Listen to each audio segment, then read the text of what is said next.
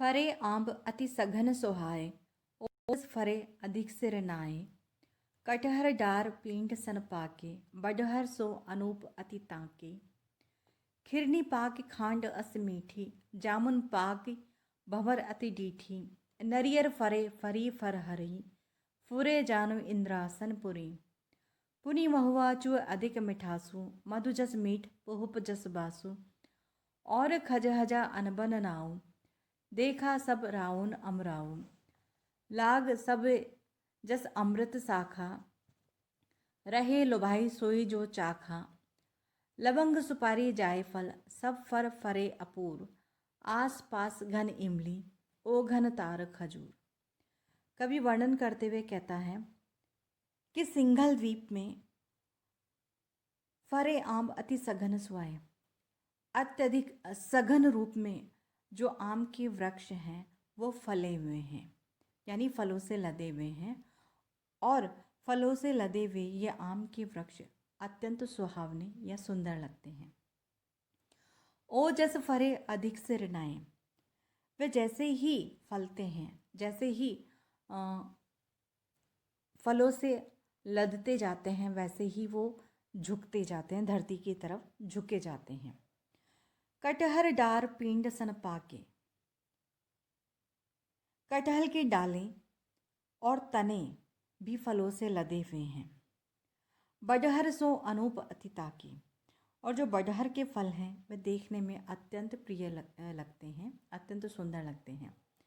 खीरनी पाकी खांड अस मीठी, जामुन पाकी भंवर अति डीठी। जो खीरनी है वो पककर खांड के जैसे मीठी लगती हैं। जामुन पाके भंवर अति डीठी, और जो पके हुए जामुन हैं वो काले भंवरों की तरह दिखाई देते हैं। नरियर फरे, नारियल के जो वृक्ष हैं वो नारियल से लदे हुए हैं। फरी फरहरी, और जो रस भरी हैं वो भी खूब फली हुई है। फुरे जानु इंद्रासन पुरी। सिंघलगढ़ का जो ये बगीचा है, जो ये उद्यान है, वह वास्तव में ऐसा प्रतीत होता है मानो इंद्रपुरी का उद्यान हो। पुनि महुआ चु अधिक मिठासु, मधु जस मीठ पुहुप जस बासु। और जो महुआ है, महुए के जो वृक्ष हैं उनसे महुआ निरंतर रिश्ता रहता है, चूता रहता है, जिसकी जो सुगंध और जो उसका स्वाद है वो अत्यंत मीठा है, और उसकी जो सुगंध है वो अत्यंत मादक है। मधु जस मीठ पुहुप जस बासु, और मधु की तरह वह मीठा है, और पुहुप जस वासु, और पुष्पों की गंध जैसी उसकी सुगंध है। और खजहजा अनबन नाऊ, देखा सब राउन अमराऊ। इसी प्रकार इस सिंघलगढ़ का जो उद्यान है उसमें खजहजा नामक मधुर फल लगे हुए हैं। अनेक प्रकार के ऐसे फल वहाँ हैं जिनका नाम मुझे मालूम नहीं है। देखा सब राउन अमराऊ, मैंने समस्त राजाओं के बगीचे देखे हैं, परंतु राजा गंधर्व सेन का जो ये उद्यान है वैसा मैंने कहीं नहीं देखा। लाग सबे जस अमृत साखा, रहे लुभाई सोई जो चाखा।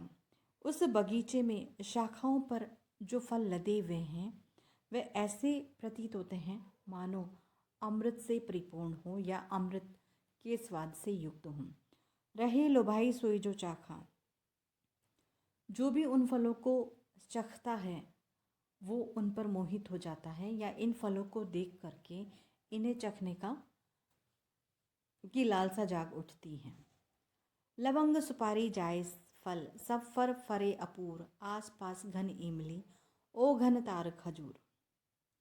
उस बगीचे में लवंग यानी लौंग, सुपारी, जायफल आदि सब फल प्रचुर मात्रा में हैं। आसपास घन इमली और घन तार खजूर, और आसपास घनी इमलियों के वृक्ष हैं जिन पे इमलियाँ लगी हुई हैं, और ताड़ और खजूर के वृक्ष भी वहाँ विद्यमान हैं।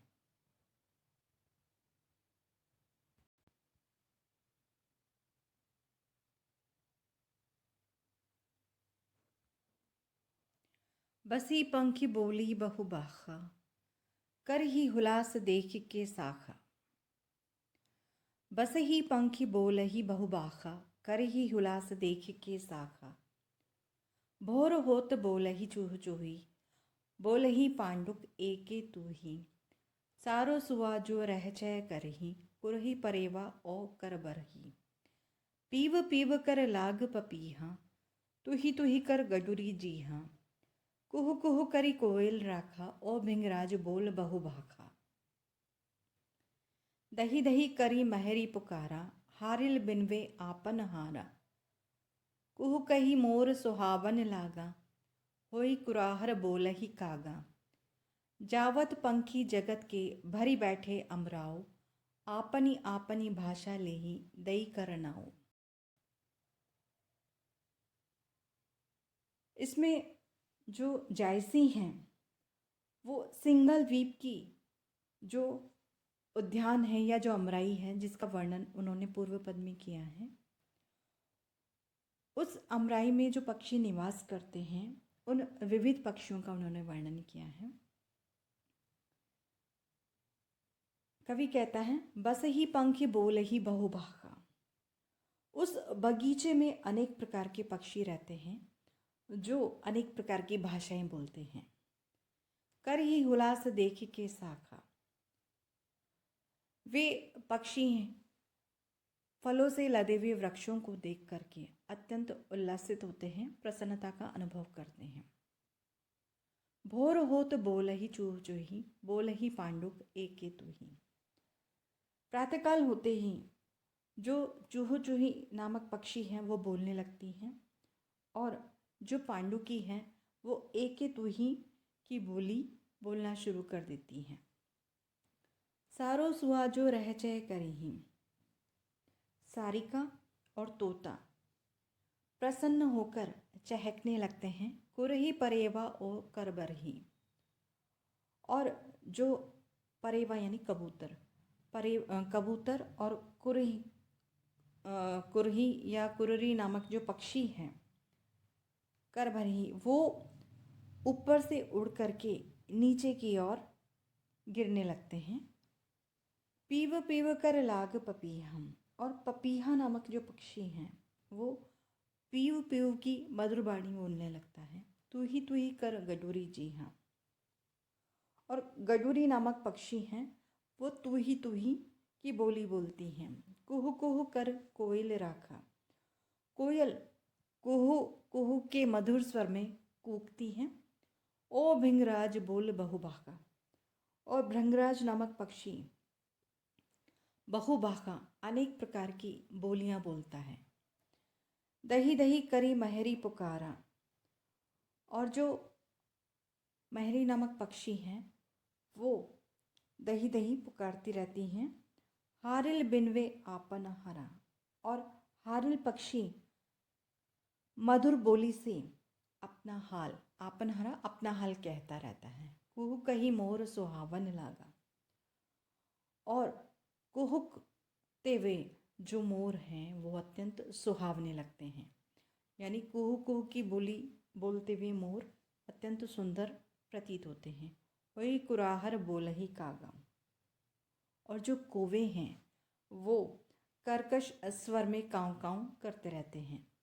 जावत पंखी जगत के भरी बैठे अमराओ, आपनी आपनी भाषा ले दई करनाओ। कवि जायसी कहते हैं कि संसार में जितने प्रकार के पक्षी हैं, जितने प्रकार के पक्षी जाने जाते हैं या जितने प्रकार के पक्षी पाए जाते हैं, वे समस्त पक्षी इस सिंघलगढ़ की अमराई में बैठे हैं या सिंघलगढ़ की जो अमराई है यहाँ पाए जाते हैं। आपनी आपनी भाषा ले तय करना। और ये विविध प्रकार के जो पक्षी हैं वो सब अपनी अपनी भाषा में उस परमात्मा के नाम का उच्चारण करते हैं या अपनी बोली में परमात्मा का नाम ले रहे हैं।